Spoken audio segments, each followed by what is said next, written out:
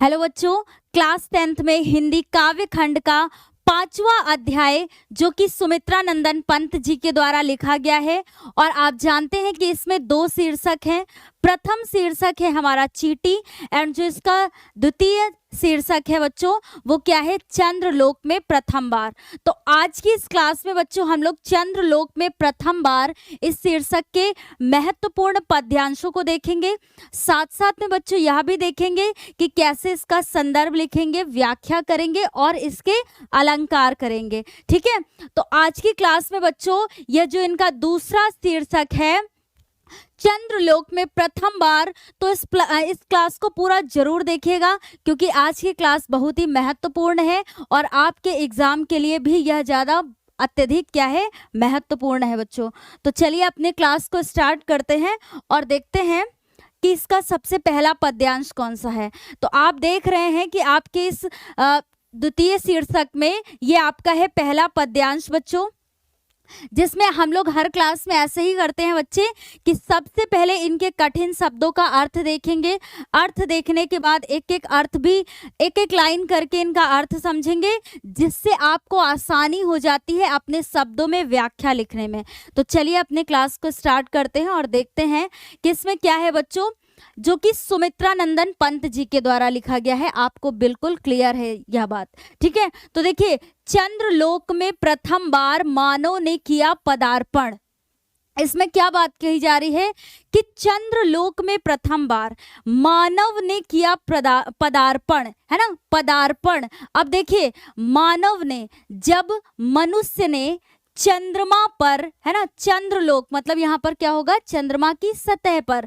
तो जब मानव ने चंद्रमा की सतह पर प्रथम बार मतलब पहली बार पदार्पण किया। पदार्पण मतलब क्या होता है बच्चों, कि कदम को रखना, है ना। क्या होता है बच्चों, पदार्पण मतलब क्या होता है, कदम रखना। जितने भी इसमें बच्चों कठिन शब्द आएंगे इनको साथ साथ में समझते चलिएगा। तो इसका मतलब आपको क्या समझ में आया कि चंद्रलोक में प्रथम बार मानव ने किया पदार्पण, कि मतलब जब मानव ने चंद्रमा पर पहली बार, है ना, प्रथम बार बोले तो पहली बार कदम रखा। और बच्चों आप जानते हैं कि चंद्रमा पर पहली बार कदम किसने रखा, तो नील आर्मस्ट्रांग ने रखा। और जब नील आर्मस्ट्रांग ने चंद्रमा की सतह पर पहली बार कदम रखा तो उन्होंने एक बात कही थी बच्चों, क्या बोली गई थी, जो कि उन्हीं के द्वारा बोली गई थी कि मानव का यह पहला छोटा सा कदम संपूर्ण मानवता के लिए एक लंबी छलांग साबित होगा। तो ऐसा किसने कहा था, नील आर्मस्ट्रांग ने। तो यह बात ध्यान में रखिएगा कि चंद्रमा की सतह पर सबसे पहला कदम किसने रखा था, नील आर्मस्ट्रांग ने रखा था। तो इस पूरे पद्यांश में कवि सुमित्रा नंदन पंत जी क्या बताना चाहते हैं कि जब पृथ्वी, है ना, पृथ्वी में मानव ने पहली बार चंद्रमा की सतह पर कदम रखा तो कैसा महसूस हुआ, है ना, कैसे वो गौरव के पल थे उनके लिए। तो उसी को पूरा ये विस्तार से इसमें बताया है इस पद्यांशों में। इसी पूरे शीर्षक में जितने भी हम लोग पद्यांश अभी पढ़ेंगे आज की क्लास में, सब में यही है बच्चों। तो पूरी क्लास को जरूर देखिएगा, बहुत ही आसान भी है और अच्छा भी चैप्टर है, ठीक है। इसलिए तो इतना आपको क्लियर हो गया कि जब मानव ने पहली बार चंद्रमा की सतह पर कदम रखा, अब देखिए क्या है, छिन्न हुए लो देश काल के दुर्जय बाधा बंधन। अब दुर्जय का अर्थ क्या होता है बच्चों, दुर्जय का मतलब होता है अजेय, ठीक है, यहाँ पर मैं लिख देती हूँ। और देखिए अजेय का अर्थ आप समझते हैं कि क्या होता है। अजेय मतलब जिसे आसानी से जीता ना जा सके, है ना, या बोले तो जिस पर सफलता ना प्राप्त की जा सके। तो देखिए सुनिएगा ध्यान से कि छिन्न हुए मतलब दूर हो गए या टूट गए, बोले तो देश काल के मतलब सदियों से। यहाँ पर क्या बोलेंगे कि देश में सदियों से दुर्जय बोले कि अजेय, बाधा बंधन क्या हो गए, टूट गए। तो अर्थ समझ में आया, कोई भी शब्द ऐसा नहीं रहा जिसका अर्थ नहीं पता चला आपको। तो क्या बोला गया कि जब मानव ने पहली बार चंद्रमा की सतह पर कदम रखा तो देश काल के मतलब सदियों से, है ना, सदियों से चले आ रहे अजेय, दुर्जय मतलब क्या होता है, अजेय मतलब जिस पर आसानी से जीत ना हासिल की जा सके, तो ऐसे बाधा बंधन क्या हो गए, छिन्न हुए लो, मतलब दूर हो गए, टूट गए, ऐसे बाधा बंधन टूट गए, समाप्त हो गए। अब क्या है आगे देखिए बच्चों, दिग्विजयी मनुसुत निश्चय, यहां पर क्या है कि निश्चय ही मनुसुत मतलब मनुष्यों ने, ठीक है, निश्चय ही मनुष्यों ने दिग्विजयी, दिग का अर्थ क्या होता है बच्चों, दिशाएं, और विजय मतलब विजय प्राप्त करना, है ना, तो निश्चय ही मनुष्य ने सभी दिशाओं में विजय प्राप्त कर लिया। इतना समझ में आया, बस एक एक शब्द का अर्थ समझते चलिएगा, तो इससे आसानी होती है बच्चा कि जब आप लोग अपने एग्जाम में जब व्याख्या लिखते हैं ना, और जैसे ही शब्द को देखते हैं उसका अर्थ पता चलता है, तो अपने शब्दों में आपको व्याख्या लिखना बहुत ही आसान हो जाता है। तो चलिए आप देखते हैं फिर आगे क्या है बच्चों, यह महत ऐतिहासिक क्षण।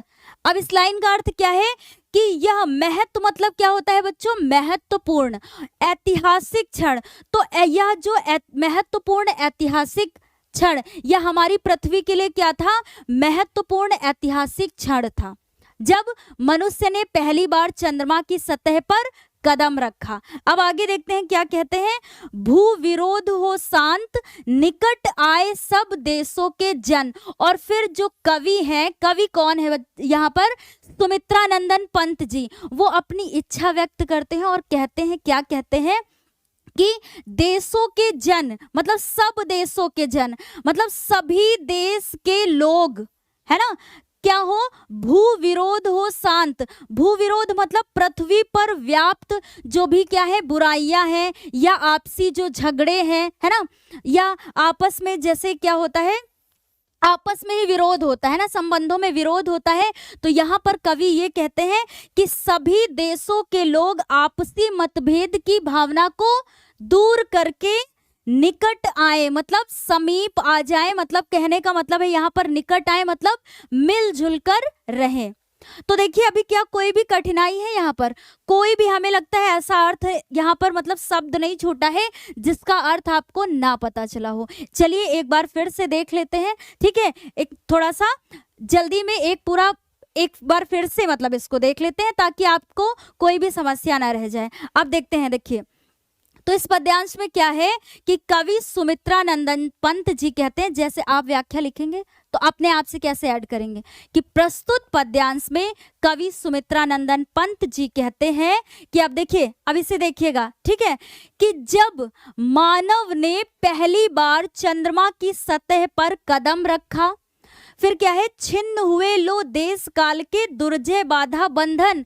तब क्या हुआ कि देश काल के मतलब सदियों से चले आ रहे दुर्जय मतलब अजेय, अजेय मतलब अभी मैंने बोला बच्चों कि जिस पर आसानी से सफलता हासिल ना की जा सके, ऐसे बाधा बंधन क्या हो गए, दूर हो गए या टूट गए, है ना। फिर उसके बाद देखिए, और निश्चय ही मनुष्य ने सभी दिशाओं में विजय प्राप्त कर लिया। फिर आगे क्या कहते हैं कि यह हमारी पृथ्वी के लिए क्या था, एक महत्वपूर्ण ऐतिहासिक पल था, ठीक है। फिर कहते हैं कि कवि अपनी इच्छा क्या व्यक्त करते हैं और कहते हैं कि सभी देशों के जन मतलब लोगों को भू विरोध मतलब आपसी जो मतभेद की भावना है उसको त्याग देना चाहिए, और त्याग करके निकट आए मतलब समीप आकर के मिलजुल कर उन्हें रहना चाहिए।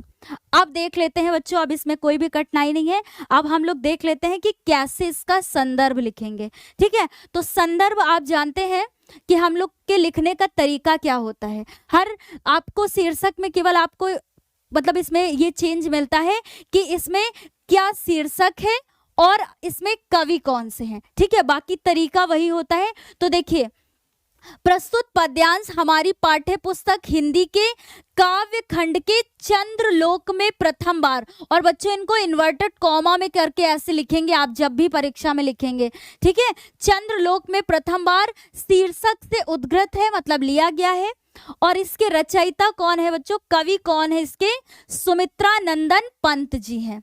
तो तो कोई भी समस्या नहीं है। अब जितने भी आज की क्लास में हम लोग पद्यांश देखेंगे सबका संदर्भ एक जैसा ही रहेगा।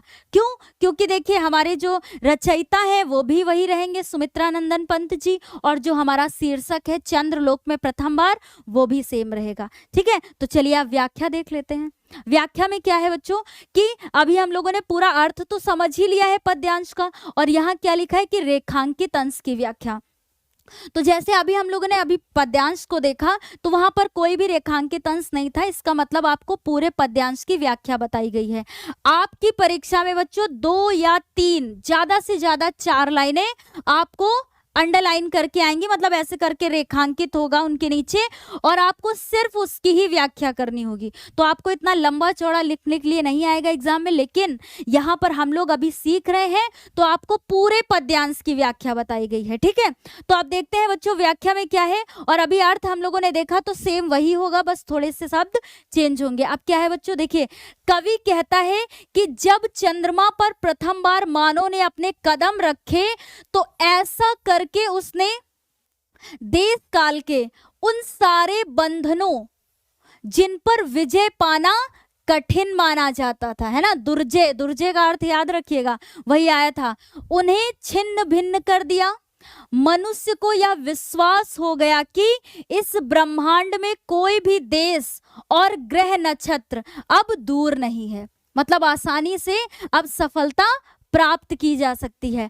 अब उसके बाद आगे क्या देखिए बच्चों, आज निश्चय ही मानव ने दिग्विजय, दिग्विजय मतलब समझते हैं ना, दिग मतलब क्या होता है, दिशाएं, और विजय मतलब उनमें विजय प्राप्त कर ली, तो सभी दिशाओं में विजय प्राप्त कर ली है, अर्थात उसने समस्त दिशाओं को जीत लिया है, वही अर्थ। ठीक है बच्चों, अब देखिए यह एक महत्वपूर्ण ऐतिहासिक क्षण है कि अब सभी देशों के निवासी मानवों को परस्पर विरोध समाप्त कर एक दूसरे के निकट आना चाहिए, मतलब मिलजुल कर रहना चाहिए। ठीक है, फिर क्या कह रहा है कि प्रेम से रहना चाहिए, मतलब वही। ठीक है, और फिर संपूर्ण विश्व ही एक देश में परिवर्तित हो जाए, मतलब संपूर्ण विश्व क्या हो जाए, एक देश में परिवर्तित हो जाए, ऐसा कवि कल्पना कर रहे हैं। ठीक है, वो अपनी इच्छा व्यक्त करते हुए कह रहे हैं। अब क्या है, सभी देशों के मनुष्य एक दूसरे के निकट आए, यही कवि की मंगल कामना है।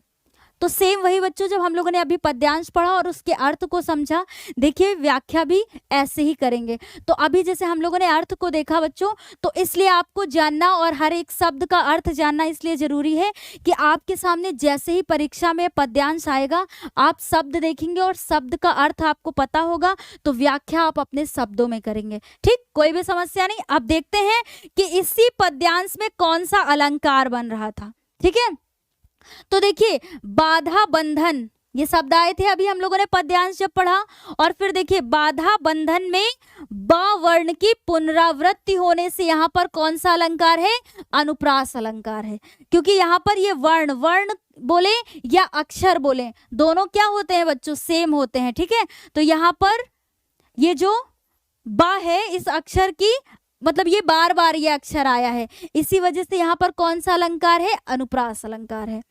चलिए, तो अभी एक पद्यांश हम लोगों ने कंप्लीट किया, देखा कि कैसे संदर्भ लिखेंगे, व्याख्या करेंगे और कौन सा अलंकार उसमें देखा।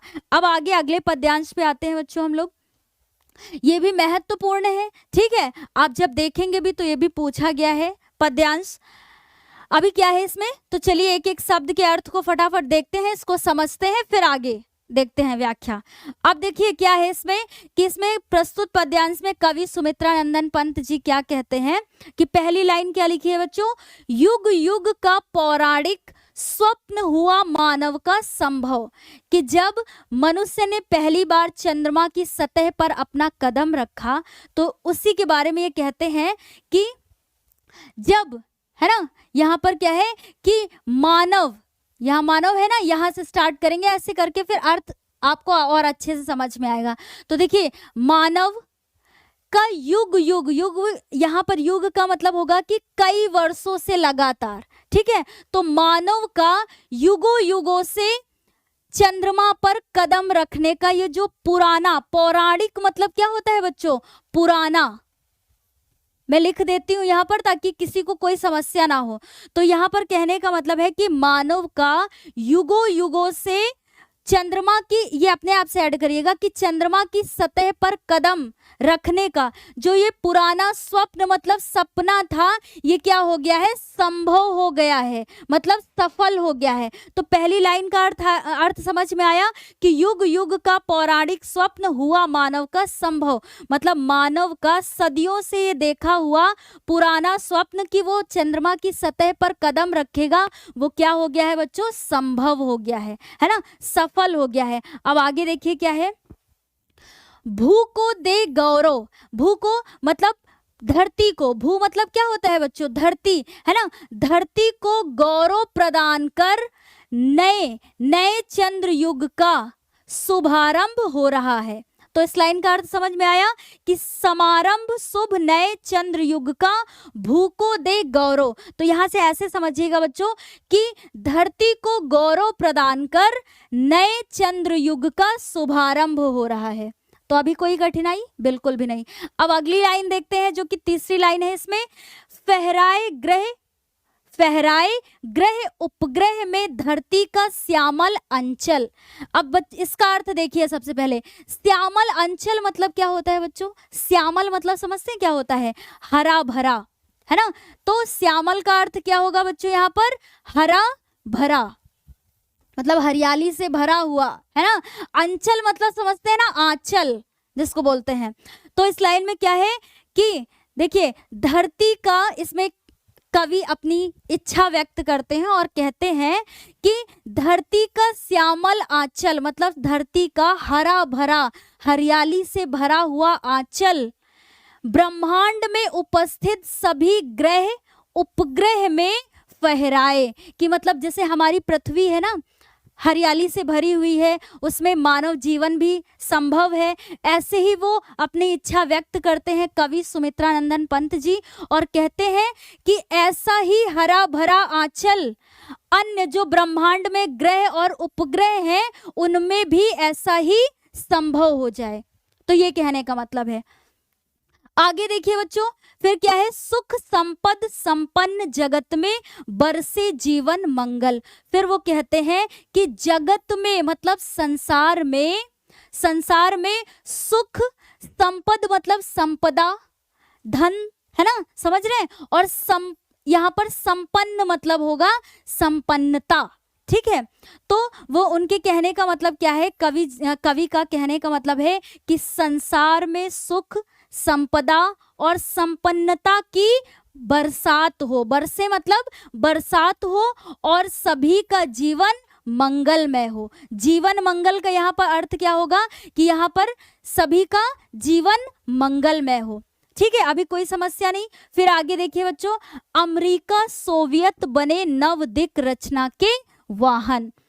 यहाँ पर वाहन का अर्थ होगा बच्चों शुभारंभ करने वाले, ठीक है, शुभारंभ करने वाले। ऐसे ही जितने कठिन शब्द आए उनको समझते चलिएगा तो आपको कठिनाई नहीं होगी व्याख्या लिखने में। तो यहाँ पर देखिए, अमेरिका सोवियत बने नवदिक रचना के वाहन। तो यहाँ पर कवि क्या कहते हैं कि अमेरिका है ना जो देश है, और सोवियत, यहाँ पर सोवियत रूस की बात हो रही है, ठीक है बच्चों। बने नवदिक मतलब नई, और दिक मतलब क्या होता है बच्चों, दिशाएं, और रचना। तो यहाँ पर कह रहे हैं कि अमेरिका और सोवियत रूस इस नई दिशाओं की रचना के शुभारंभ करने वाले बने। फिर उसके बाद जीवन पद्धतियों के भेद समन्वित हो विस्तृत मन। फिर कवि कहते हैं कि विस्तृत मन, यहाँ पर वो कहते हैं कि सभी देश के जो निवासी हैं उनका मन यानी हृदय विस्तृत मतलब बड़ा उदार बने, और उनकी जीवन पद्धतियों के भेद मतलब और जीवन संबंधी जो उनकी पद्धतियां हैं और उनमें आपसी जो मतभेद की भावना है उनको समाप्त कर समन्वित हो, मतलब आपस में मिलजुल कर रहे। तो कोई भी कठिनाई नहीं है बच्चों। देखिए हर एक शब्द का अर्थ हम लोगों ने देखा, अब फटाफट देख लेते हैं व्याख्या। तो अच्छा, व्याख्या देखने से पहले अब फटाफट एक बार देख लेते हैं इसको। क्या है कि इसमें क्या कहता है कि मानव का जो युगों युगों से पुराना सपना था वो क्या हो गया, संभव हो गया। और इसमें उसने क्या, धरती को गौरव प्रदान कर एक नए चंद्र युग का शुभारंभ हो रहा है। फिर अगली लाइन में क्या कहते हैं कि कवि अपनी इच्छा व्यक्त करते हुए कहते हैं कि धरती का हरा भरा आंचल ब्रह्मांड में उपस्थित सभी ग्रह उपग्रह में फहराए, मतलब वैसी हरियाली और सुख संपन्नता जो है वो अन्य ग्रह और उपग्रह में भी क्या हो जाए, मतलब वैसी ही उसमें भी भर जाए। फिर अगली लाइन में कहता है कि जगत में, मतलब संसार में सुख संपदा और संपन्नता की बरसात हो और सभी का जीवन मंगलमय हो। और फिर अगली लाइन में है बच्चों कि अमेरिका, सोवियत, रूस इस नई दिशा की रचना का शुभारंभ करने वाले बने और जीवन पद्धतियों के भेद समन्वित हो विस्तृत मन, और सभी देश के निवासियों को जीवन पद्धतियों से संबंधित आपसी मतभेद की भावना को मिटा करके एक साथ मिलजुल कर रहना चाहिए। तो ऐसा कह रहे हैं। आप देखिए इसमें देखते हैं बच्चों हम लोग संदर्भ में अभी मैंने बोला कि ये क्या होगा बच्चों, सेम होगा, ठीक है। तो वही संदर्भ वैसे ही लिखेंगे कि काव्य खंड के चंद्रलोक में प्रथम बार शीर्षक से उद्गृत है और इसके रचयिता कौन है, सुमित्रा नंदन पंत जी हैं।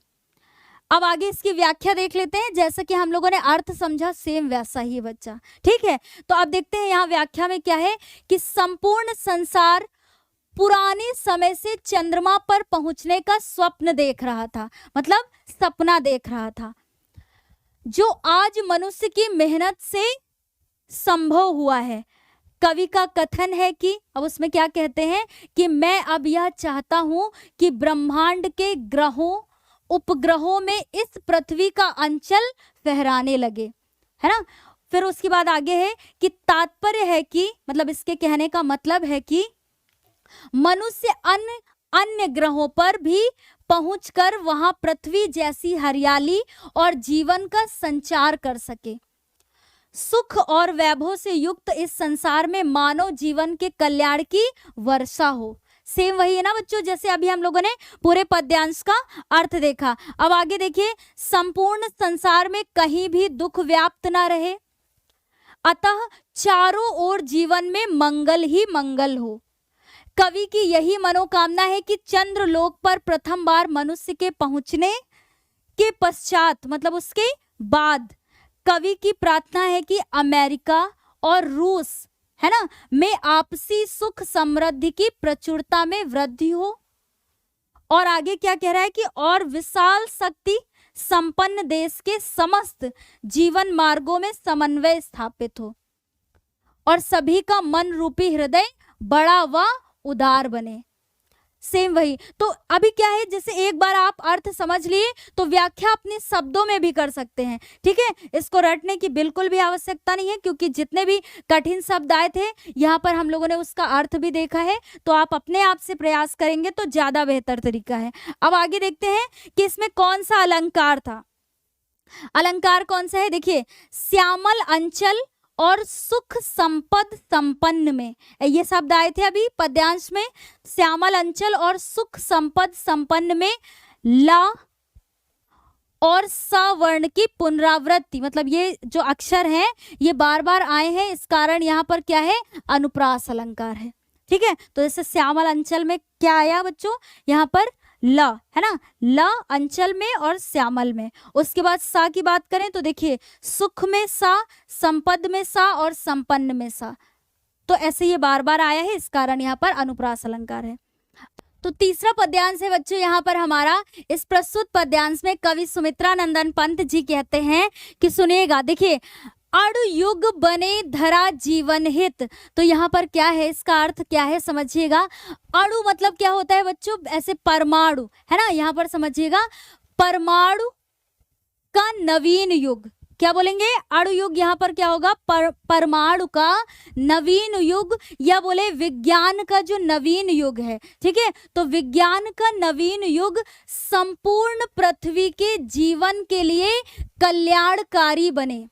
पहली लाइन का अर्थ समझ में आया कि क्या बोला गया है कि विज्ञान का नवीन युग संपूर्ण पृथ्वी के जीवन के लिए कल्याणकारी बने। ठीक है, इतना समझ में आया। अगली लाइन में देखिए क्या है बच्चों, स्वर्ग सृजन का साधन। और स्वर्ग सृजन मतलब क्या होता है बच्चों, निर्माण, और स्वर्ग निर्माण का साधन बने, मतलब संपूर्ण मानव जाति के विकास का साधन बने। समझ में आया इतना। अब देखिए इस लाइन में क्या कह रहा है, मानवता ही विश्व सत्य, मतलब मानवता यहाँ पर बोले तो मानव की सेवा ही क्या है, विश्व का सबसे बड़ा सत्य है।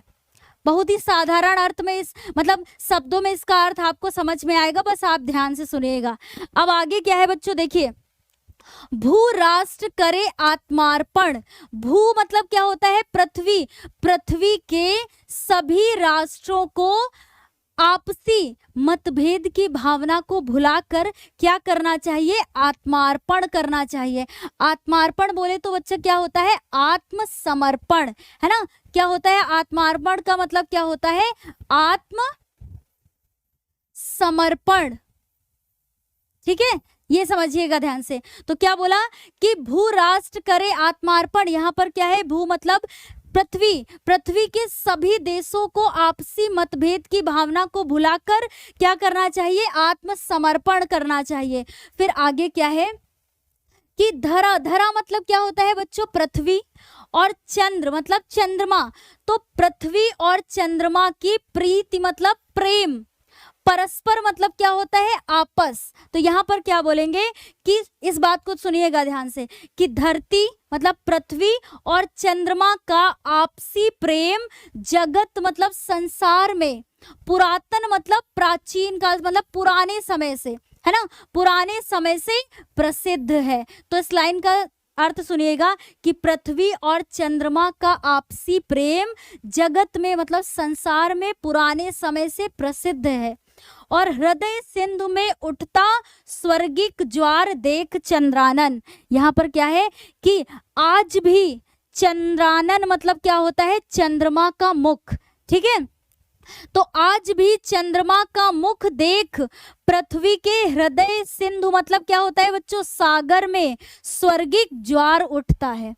तो ये 4 लाइन का अर्थ सुनेगा, क्योंकि कभी कभी क्या होता है बच्चों कि पेपर में इतना ही रेखांकित अंश ऐसे करके आ जाएगा कि ये पूरी लाइन। ठीक है, तो यहाँ पर ये सुनिएगा ध्यान से कि क्या है कि पृथ्वी और चंद्रमा के प्रेम मतलब आपसी प्रेम का जगत मतलब संसार में पुराने समय से ही क्या है, प्रसिद्ध है। उनका जो आपसी प्रेम है वो संसार में पुराने समय से ही प्रसिद्ध है।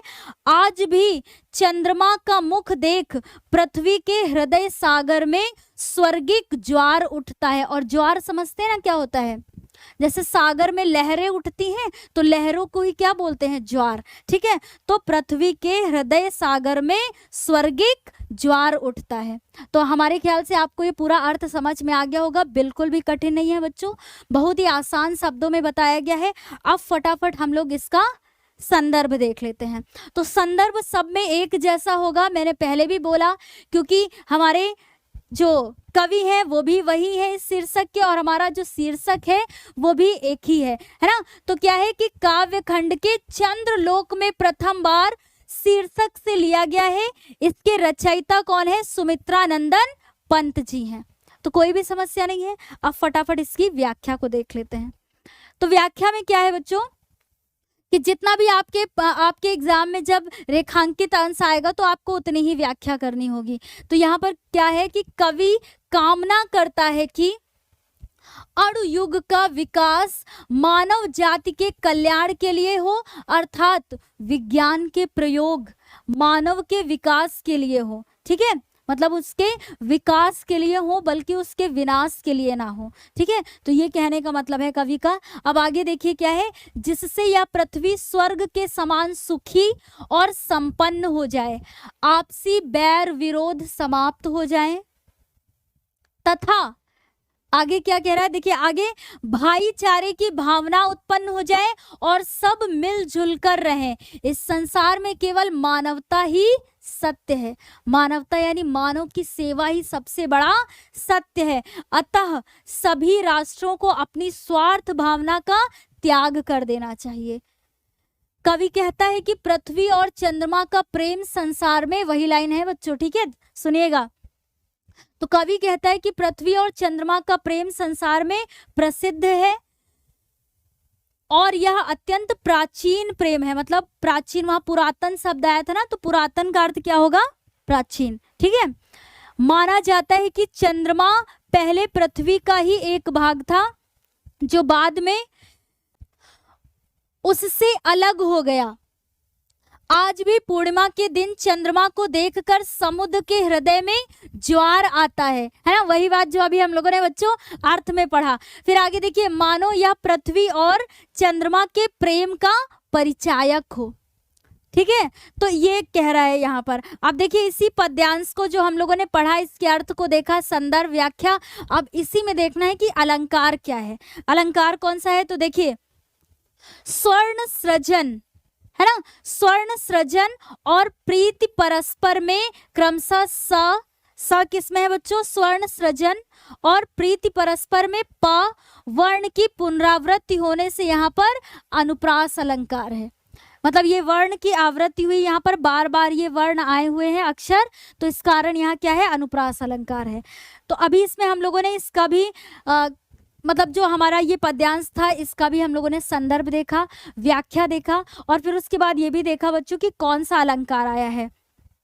तो हमारे हिंदी काव्य खंड में जो 5वां अध्याय है सुमित्रा नंदन पंत जी का, उसमें बच्चों 2 अध्याय थे, है ना, 2 शीर्षक थे। इस 5वें अध्याय में कितने शीर्षक थे, एक था हमारा, पहला कौन सा था बच्चों, चींटी, है ना, चींटी था। और दूसरा शीर्षक जो आज हम लोगों ने पढ़ा, कौन सा, चंद्रलोक में प्रथम बार। तो इसे हम लोगों ने कंप्लीट कर लिया है। मतलब जितने भी इसमें महत्वपूर्ण पद्यांश थे, कैसे आपकी परीक्षा में प्रश्न बनते हैं कि आपको संदर्भ लिखना होता है, व्याख्या करना होता है और अलंकार पहचानना होता है, या अन्य जैसे प्रश्न बनता है तो वो आप व्याख्या से ही संबंधित होगा, वो आप आसानी से कर लेंगे। तो ऐसे इसको देखा, कोई भी समस्या नहीं है बच्चों, बहुत ही आसान शब्दों में इसका अर्थ देखा। तो आज की इस क्लास में हम लोगों ने चंद्रलोक में प्रथम बार शीर्षक से जितने भी महत्वपूर्ण पद्यांश थे उन्हें कंप्लीट कर लिया है। तो हमारे ख्याल से आपको कोई भी समस्या नहीं होगी। तो आज की क्लास में बच्चों इतना ही था। मिलते हैं अगली क्लास में, ऐसी ही क्लास में जिसमें हम लोग अन्य दूसरे चैप्टर के महत्वपूर्ण पद्यांशों के साथ में मिलेंगे। तो आज की क्लास में इतना ही। Bye bye, take care, thank you.